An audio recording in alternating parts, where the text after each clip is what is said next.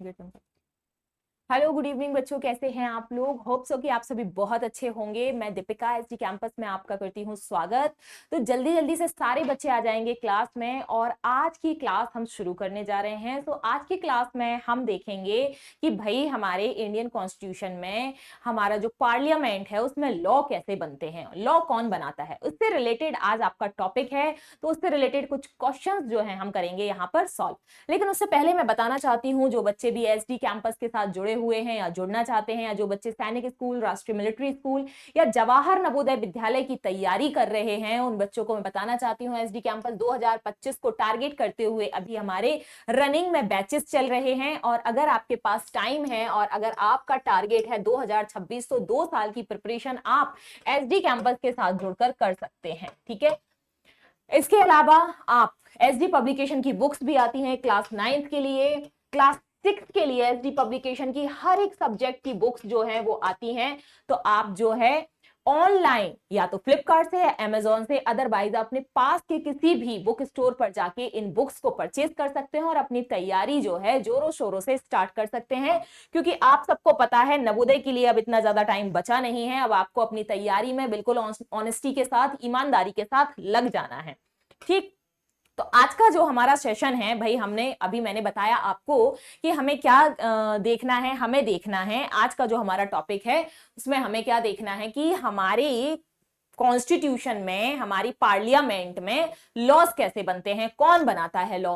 तो सिंपल सी बात है, एक छोटा सा डिस्कशन करेंगे हम यहाँ पर कि हमारी अलग अलग कॉन्स्टिट्यूएंसी से जो मेंबर ऑफ पार्लियामेंट होते हैं, एमपीज होते हैं, वो सिलेक्ट होकर आते हैं। अब जब वो सिलेक्ट होकर हमारी कहां आते हैं, पार्लियामेंट में आते हैं, तो फिर जिसकी भी सरकार होती है एक मेजॉरिटी के साथ में, वहां पर उस संसद में, उस पार्लियामेंट में ही लॉ बनाया जाता है। अब इसकी पूरी प्रोसेस होती है। तो होप सो कि आप लोगों को नोटिफिकेशन मिल गया होगा पहले से, तो आप लोग आज जो है स्टडी करके बैठे होंगे, अच्छे से पढ़ के बैठे होंगे। तो यहां पर हम कुछ क्वेश्चंस को आज देखेंगे। अब ये जो इलेक्शन के इलेक्ट होकर जो भी एमपीज आए हैं, मेंबर ऑफ पार्लियामेंट आए हैं, वो किस तरह से लॉ बनाएंगे। संसद के दोनों सदन, जो 2 हाउस होते हैं हमारे पार्लियामेंट में, 2 हाउस होंगे, एक राज्यसभा एक लोकसभा, जो हमारे 2 हाउस हैं, उसमें वो जब कोई नया कानून बनाया जाता है तो वो दोनों हमारे हाउसेज में जाता है, उसको स्टडी किया जाता है, उसको रीड किया जाता है, उसके ऊपर डिस्कशन होता है। वहां पर हमारी विपक्ष की पार्टी यानी अपोजिशन की पार्टी भी होती है, वो भी डिस्कशन करेगी। ये देखा जाता है कि जनता के लिए, ये जो हमारी पब्लिक है, इसके लिए इस लॉ की जरूरत है, नहीं है, कितना आगे फ्यूचर में जाके ये लॉ बेनिफिशियल होगा, नहीं होगा, हर एक चीज पर बहुत डीप में डिस्कशन किया जाता है। सो होप सो कि आज आप लोग स्टडी करके अच्छे से बैठे होंगे। तो चलो जल्दी से करते हैं कुछ क्वेश्चंस को सॉल्व, और इन्हीं क्वेश्चंस के जरिए हम धीमे धीमे थोड़ी थोड़ी सी चीजें भी जो है डिस्कशन करते हुए चलेंगे। तो फर्स्ट क्वेश्चन हमारा रहा ये, हमारा फर्स्ट क्वेश्चन पूछा गया है, विच of the following is the highest law making body in India. Bharat में हाईएस्ट लॉ के लिए जो लॉ मेकिंग, जो कानून बनाती है, लॉ मेकिंग बॉडी जो है भारत में, इंडिया में कौन सी है। तो the president, the supreme court, the parliament या फिर प्राइम मिनिस्टर। तो क्या प्राइम मिनिस्टर अकेले मिलकर लॉ बना लेगा? नहीं भैया, पार्लियामेंट, बिल्कुल obviously. So the right answer here is parliament. जो पार्लियामेंट होती है वही हमारे लॉ बनाती है, क्योंकि पार्लियामेंट में एक कोई अकेला पर्सन मिलकर लॉ नहीं बनाता है। सारे लोग जो वहां पर पूरे पार्लियामेंट में बैठे हुए हैं, जो अपनी अपनी कॉन्स्टिट्यूएंसी से इलेक्ट होके, सिलेक्ट होकर गए हैं, वो हमारी कंट्री के लिए लॉ बनाते हैं। ठीक है, सुप्रीम कोर्ट नहीं, द प्रेसिडेंट नहीं भैया, अकेले प्रेसिडेंट नहीं बनाता है। लेकिन हाँ, कोई भी लॉ फाइनल तभी होगा जब प्रेसिडेंट उसके ऊपर साइन कर देगा। ठीक है, तभी वो फाइनल होता है। So the right answer here is C. Next question हम देखते हैं, how many houses does the Indian parliament consist of. जो हमारी इंडियन पार्लियामेंट होती है उसमें कितने हाउसेज होते हैं। तो हम सबको पता है, अभी अभी मैंने आपको बताया कि भाई 2 हाउस होते हैं, एक राज्यसभा होती है हमारी और एक हमारी लोकसभा होती है। पहले लोकसभा फिर राज्यसभा। ठीक है, नेक्स्ट क्वेश्चन की तरफ चलते हैं।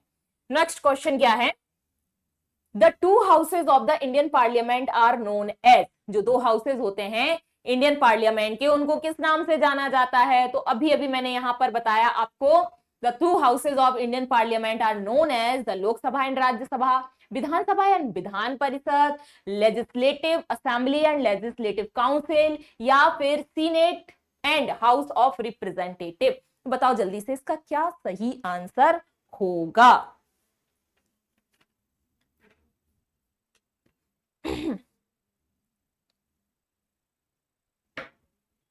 What is the right answer? तो सिंपल सी बात है, अभी अभी मैंने आपको बताया, A is the right answer, Lok Sabha and Rajya Sabha is the right answer.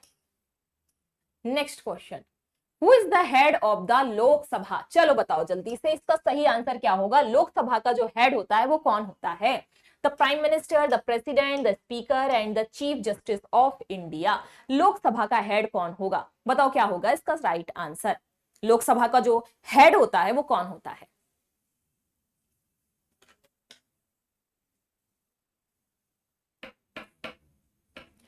बोलो क्या होगा इसका सही आंसर? लोकसभा का हेड कौन होता है? प्रेसिडेंट, राष्ट्रपति, या फिर प्राइम मिनिस्टर, या फिर चीफ जस्टिस ऑफ इंडिया? नहीं, इनमें से कोई नहीं होगा। लोकसभा का जो हेड होता है वो स्पीकर होता है। प्राइम मिनिस्टर को भी स्पीकर की बात सुननी होगी, ठीक है? स्पीकर के सामने प्राइम मिनिस्टर भी छोटा होता है, तो लोकसभा का जो हेड होता है वो स्पीकर होगा। सी इज द राइट आंसर। अब ये स्पीकर कौन होता है, तो जाके पहले गूगल करो स्पीकर कौन होता है, या फिर कोई एक सेशन देखो, जो पार्लियामेंट का सेशन चल रहा होता है उस सेशन को देखना। ऊपर सबसे ऊपर एक पोजीशन पर बैठे रहते हैं वो स्पीकर हैं। अब एट दैट प्रेजेंट टाइम हमारे भारत में जो अभी स्पीकर की पोजीशन पर वो हैं, वो कौन है? तो उनका नाम हमें पता होना चाहिए, वो है ओम बिरला, ठीक है? प्रेजेंट टाइम पर स्पीकर की पोजीशन पर ओम बिरला जी हैं, ठीक है? Om Birla ji. Next question, a bill introduced in a parliament becomes a law only after it is sign by. जो पार्लियामेंट में जो बिल पास होता है तो वो किसके साइन के बाद में फाइनल होगा? प्राइम मिनिस्टर के, स्पीकर ऑफ लोकसभा के, द प्रेसिडेंट के, या फिर चीफ जस्टिस ऑफ इंडिया के? किसके साइन के बाद में वो जो है क्या होगा? हमारा फाइनल बिल बनेगा। बिल तो बन गया, लोकसभा से पास हो गया, राज्यसभा से पास हो गया, पर अभी वो पूरी तरह से बिल नहीं बना है। किसके साइन के साथ में वो फाइनल बिल बन जाएगा?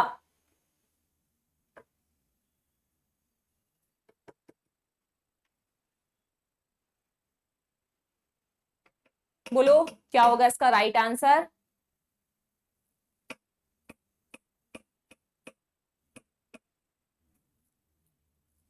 सो the right answer here is president. अभी अभी तो मैंने बताया, जब तक कि राष्ट्रपति उस पर साइन नहीं करेगा तब तक कि वो बिल नहीं बनेगा, तब तक वो फाइनल लॉ नहीं है। अभी अभी उस पर राज्यसभा में पास हो गया है, ठीक है, राज्यसभा के मेंबर्स ने उसको एग्री कर लिया है, लोकसभा के मेंबर्स ने उसको एग्री कर लिया है, लेकिन जब तक राष्ट्रपति के साइन नहीं होंगे, प्रेसिडेंट के साइन नहीं होंगे, तब तक वो फाइनल बिल नहीं है, ठीक है? तब तक वो फाइनल लॉ नहीं है हमारा। The Rajya Sabha is known as the, जो राज्यसभा होती है उसको किस नाम से जाना जाता है? House of the people, council of state, senate, या नेशनल असेंबली? राज्यसभा को किस नाम से जाना जाता है?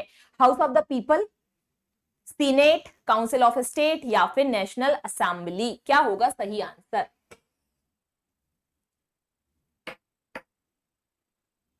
किस नाम से जानते हैं हम?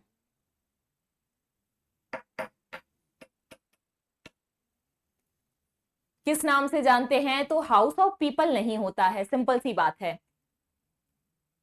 हाउस ऑफ पीपल ये नहीं होगा। हाउस ऑफ पीपल तो लोकसभा होती है, काउंसिल ऑफ स्टेट्स होती है Rajya Sabha. Rajya Sabha council of state, national assembly नहीं होगा, सीनेट नहीं होगा। सीनेट कहां की संसद है, कहां की पार्लियामेंट है भैया? अमेरिका की है, ठीक है? Member of the Lok Sabha are elected for a term of, 2 साल के लिए इलेक्ट होते हैं लोकसभा में जो मेंबर्स इलेक्ट होते हैं, 2 साल के लिए, 4 साल के लिए, 5 साल के लिए, या फिर 6 साल के लिए? तो बहुत इजी है इसका आंसर। कितने साल के लिए? 5 ईयर के लिए। 5 ईयर में फिर से इलेक्शन होते हैं और फिर से जो लोकसभा के मेंबर्स हैं वो इलेक्ट किए जाते हैं। Next question, how many members are nominated to the Rajya Sabha by the president? President के थ्रू राज्यसभा में कितने पर्सन जो है नॉमिनेट किए जाते हैं?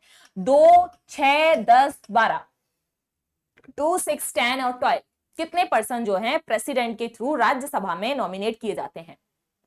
प्रेसिडेंट को अथॉरिटी होती है कि वो कुछ नंबर, अब वो नंबर आप लोग बताएंगे, जो नंबर है उस नंबर पर कुछ लोगों को जो अपनी फील्ड के बहुत चैंपियन होते हैं, जैसे क्रिकेट में या किसी गेम्स में या किसी डांस में, जैसे डांस, अब ऐसा नहीं कि अब डांस में आप कहो कि हिप हॉप करते हो, नहीं, डांस में मतलब किसी कोई उनका क्लासिकल फॉर्म में, जैसे कुचिपुड़ी हुआ, भरतनाट्यम हुआ या आपका कथक हुआ, ऐसे किसी डांस में जो आपकी संस्कृति को रिप्रेजेंट करता हो उसमें एक्सपर्ट हो, किसी गेम में एक्सपर्ट हो, कोई बहुत बड़े एक्टर एक्ट्रेस हो, उन्होंने बहुत अच्छा, जैसे कि अच्छे अच्छे अवार्ड्स जीते हो, अपनी अपनी फील्ड में बहुत नाम किया हो, अच्छे राइटर हो, अच्छे साइकोलॉजिस्ट हो, अच्छे प्रोफेसर्स हो, उन सबको राज्यसभा में लाने की परमिशन जो है वो होती है प्रेसिडेंट को। अब वो कितने मेंबर्स को राज्यसभा में ला सकता है, कितने मेंबर्स को नॉमिनेट कर सकता है राज्यसभा में? तो भैया कितने को कर सकता है? 12 मेंबर्स को कर सकता है। पहले 2 एंग्लो इंडियंस भी इसमें थे शामिल, लेकिन वो शामिल अब नहीं है, अब एंग्लो इंडियंस नहीं आते हैं। सिर्फ 12 मेंबर्स जो होते हैं, जो कंट्री के होते हैं, उनको वो नॉमिनेट कर सकता है president. Next, which of the following statement about the Rajya Sabha is correct? It is a permanent house and can't be dissolved. It can be dissolved by the president. Its members are elected every 5 years and it is known also as a house of representative. Which of the following statement about the Rajya Sabha is correct?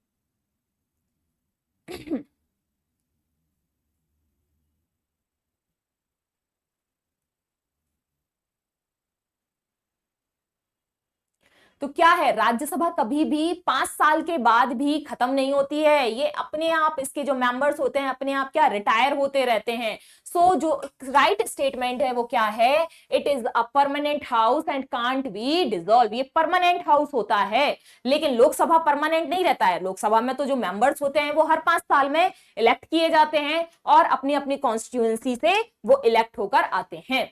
Next question है, who is the x officio chairman of Rajya Sabha? Rajya Sabha का जो x officio chairman होता है वो कौन होता है? President होता है, वाइस प्रेसिडेंट होता है, प्राइम मिनिस्टर होता है, स्पीकर ऑफ लोकसभा होता है। कौन होता है x officio chairman of Rajya Sabha?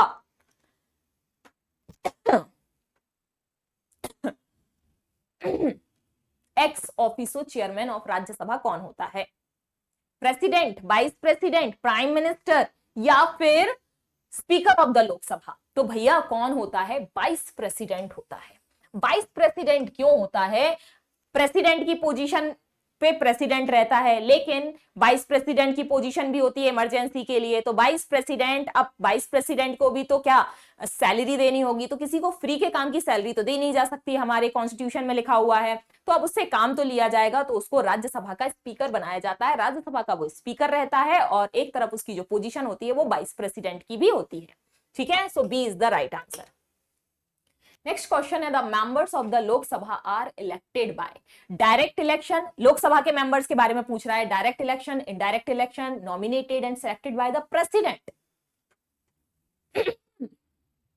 The nomination of the Lok Sabha are elected by direct election, indirect election, nomination या फिर selected by the president। तो लोकसभा का जितना भी इलेक्शन होता है भैया वो डायरेक्ट होता है, हम लोग ही तो वोट करते हैं ना। सो the right answer here is direct election. यहां पर क्या होता है? डायरेक्ट इलेक्शन होता है। Next question, the president of India is elected by. जो प्रेसिडेंट होता है इंडिया का वो इलेक्ट होता है member of the Lok Sabha, member of the Rajya Sabha, member of the both house of parliament and the state legislature या फिर सिटीजन्स ऑफ इंडिया। जो प्रेसिडेंट सिलेक्ट किया जाता है उसको हम लोग सिलेक्ट करते हैं। लोकसभा राज्यसभा के, लोकसभा के सिर्फ लोकसभा के मेंबर्स सिलेक्ट करेंगे या फिर राज्यसभा के मेंबर्स इलेक्ट करेंगे, या फिर दोनों हाउसेस के मेंबर्स जो होते हैं वो इलेक्ट करते हैं और स्टेट लेजिस्लेचर भी इसमें इन्वॉल्व होती है, या फिर सिटीजन्स ऑफ इंडिया, कौन करेगा? बताओ जल्दी से क्या होगा इसका राइट आंसर।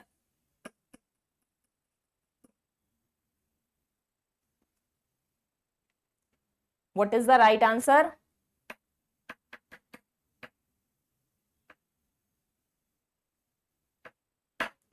भाई इसका सही आंसर जो है member of the both parliament, दोनों ही, जो राष्ट्रपति बन रहा है, जो प्रेसिडेंट बन रहा है, दोनों ही पार्टी के मेंबर्स होते हैं, और हमारी member of the both house of parliament and state legislature जो होती है वो भी इसमें इन्वॉल्व रहती है, तब जाकर प्रेसिडेंट के क्या होते हैं, चुनाव किए जाते हैं, इलेक्शन होता है। ठीक है, सिटीजन्स ऑफ इंडिया, इंडिया में डायरेक्ट जो है प्रेसिडेंट को इंडियंस जो है सिलेक्ट नहीं करते हैं, बट अमेरिका में वहां के जो सिटीजन्स होते हैं वो सिलेक्ट करते हैं, वो इलेक्शन में पार्टिसिपेट करते हैं। प्रेसिडेंट के इलेक्शन में इंडिया में इंडियन पब्लिक पार्टिसिपेट नहीं करती है, लेकिन वहीं अमेरिका के इलेक्शन में अमेरिकन पब्लिक जो है वो पार्टिसिपेट करती है। इंडियंस जो पार्टिसिपेट करते हैं वो प्रधानमंत्री यानी प्राइम मिनिस्टर के इलेक्शन में पार्टिसिपेशन होता है इंडियंस का, प्रेसिडेंट के इलेक्शन में पार्टिसिपेशन नहीं होता है। Next question, which of the following statement is true about a money bill? Money bill से रिलेटेड कौन सा स्टेटमेंट सही है?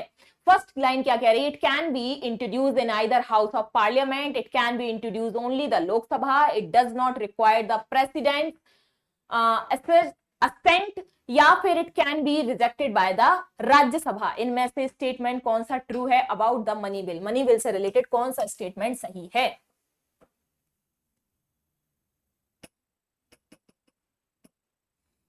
It can be introduced in either house of parliament, it can be introduced only in Lok Sabha। तो भैया जो money bill होता है वो राज्यसभा में इंट्रोड्यूस नहीं किया जाता है, मनी बिल हमेशा सिर्फ और सिर्फ लोकसभा में इंट्रोड्यूस होता है। So the right answer, it can be introduce only in Lok Sabha, ना कि राज्यसभा में। राज्यसभा में उसकी कोई चर्चा नहीं की जाती है मनी बिल की। Who has the power to dissolve the Lok Sabha? Lok Sabha को डिसॉल्व करने की पावर किसके पास होती है? प्राइम मिनिस्टर के पास में, स्पीकर के साथ पास में, प्रेसिडेंट के पास में, या चीफ जस्टिस ऑफ इंडिया के पास में? किसके पास ये पावर होती है कि वो लोकसभा को डिसॉल्व कर सके? Who has the power to dissolve the Lok Sabha?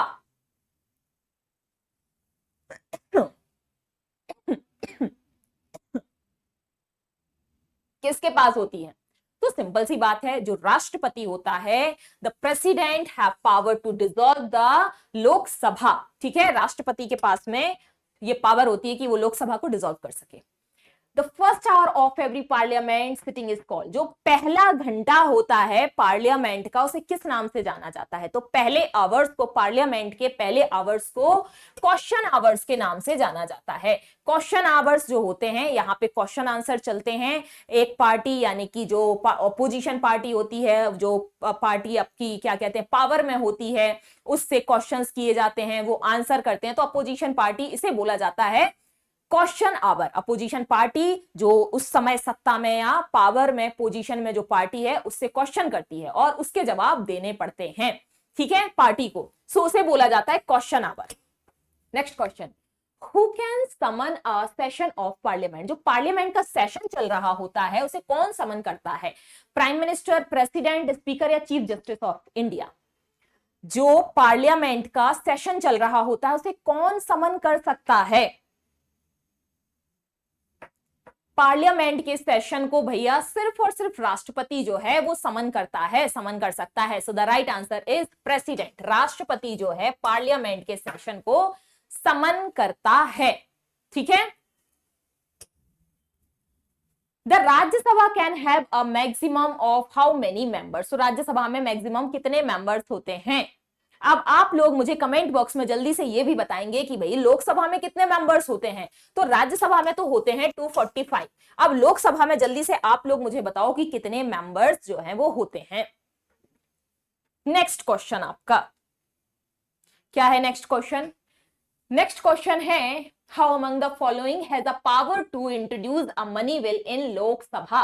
भैया कौन इनमें से मनी बिल जो होता है उसको लोकसभा में इंट्रोड्यूस करता है? Any member of the parliament, parliament का कोई भी मेंबर क्या मनी बिल को इंट्रोड्यूस करेगा? प्राइम मिनिस्टर करेगा, फाइनेंस मिनिस्टर करेगा या स्पीकर करेगा? कौन? तो भाई सिंपल सी बात है, यहां हमें समझ में आ रहा है फाइनेंस के काम संभालने वाला जो मंत्री होगा, जो लीडर होगा, वही क्या करेगा? मनी बिल को इंट्रोड्यूस करेगा। प्रेसिडेंट नहीं करेगा, प्राइम मिनिस्टर भी नहीं करेगा। फाइनेंस मिनिस्टर जो होता है वो मनी बिल को क्या करता है? इंट्रोड्यूस करता है लोकसभा में। Next question, which body is responsible for the conduct of elections to the parliament? Which body is responsible? बहुत इजी आंसर है। लास्ट वाली क्लास में, लास्ट टू लास्ट क्लास में मैंने ये करवाया था टॉपिक आप लोगों को, which body is responsible for the conduct of election to the parliament? तो भैया कौन है? The election commission of India जो होती है वो पार्लियामेंट में। अब देखो, प्रेसिडेंट के इलेक्शन हो, वाइस प्रेसिडेंट के इलेक्शन हो, आपके लोकसभा के इलेक्शन हो, आपके राज्यसभा के इलेक्शन हो, भाई इन सब पर पूरी की पूरी नजर इलेक्शन कमीशन ऑफ इंडिया की होती है। और इलेक्शन कमीशन ऑफ इंडिया उस टाइम पे बहुत ज्यादा पावर में आ जाती है। समझ में आया? तो ये कुछ क्वेश्चंस थे आपके आज की यूनिट से रिलेटेड कि भाई जो लॉज बन रहे हैं पार्लियामेंट में वो किस तरह से बनते हैं। सो इसके बारे में तो बेटा आप लोगों की पूरी क्लास नहीं है, बट एक ब्रीफ में कॉन्सेप्ट देकर उसके क्वेश्चन आंसर हम यहां पर सॉल्व कर रहे हैं ताकि आपको आइडिया मिल सके कि पढ़ना कैसे है और क्या क्या पढ़ना है। सो आप लोग जब भी क्लास में आया करो, पढ़ के आया करो, अपना ध्यान रखो, अच्छे से रहो। अभी के लिए गुड नाइट, मिलते हैं कल की क्लास में नए टॉपिक के साथ। नोटिफिकेशन आपको मिल जाएगा, सो उसी प्रिपरेशन के साथ क्वेश्चन आंसर को सॉल्व करने के लिए बैठना। आगे के फ्यूचर के लिए, आगे आप लोग का एग्जाम, नवोदय के कुछ बच्चों का एग्जाम आ गया है ना, फॉर्म आ चुके हैं नवोदय के, नवोदय का नोटिफिकेशन आ गया है। सो नवोदय के बच्चों के लिए all the very best. And सैनिक स्कूल के बच्चों आप लोग एकदम तैयारी जोरों शोरों से स्टार्ट कर दो, क्योंकि अब नहीं है बेटा ज्यादा टाइम, है ना। सो पूरे इंडिया के बच्चे लगे हुए हैं तैयारी करने में, तो आप लोग भी अब आराम से चैन से सो नहीं सकते, अब तैयारी में लग जाओ क्योंकि कंपटीशन बहुत टफ है। तब तक अपना ख्याल रखो, अच्छे से रहो, ऐसे ही क्लास में आते रहो और क्वेश्चन आंसर सॉल्व करते रहो। मैं आप लोगों के लिए नए नए टॉपिक, नए नए क्वेश्चन आंसर और जितने भी अब तक क्वेश्चंस आए हैं एग्जाम में वो सब ढूंढ ढूंढ के लेकर आती हूं। तो आप लोग भी क्लास में ऐसे ही आते रहो, जैसी मेहनत हम कर रहे हैं वैसे ही आपको भी करनी है, ताकि बाद में जो रिजल्ट आए ना तो मजा आ जाए रिजल्ट देख के। ठीक है, चलो अपना ख्याल रखो, बाय बाय, गुड नाइट।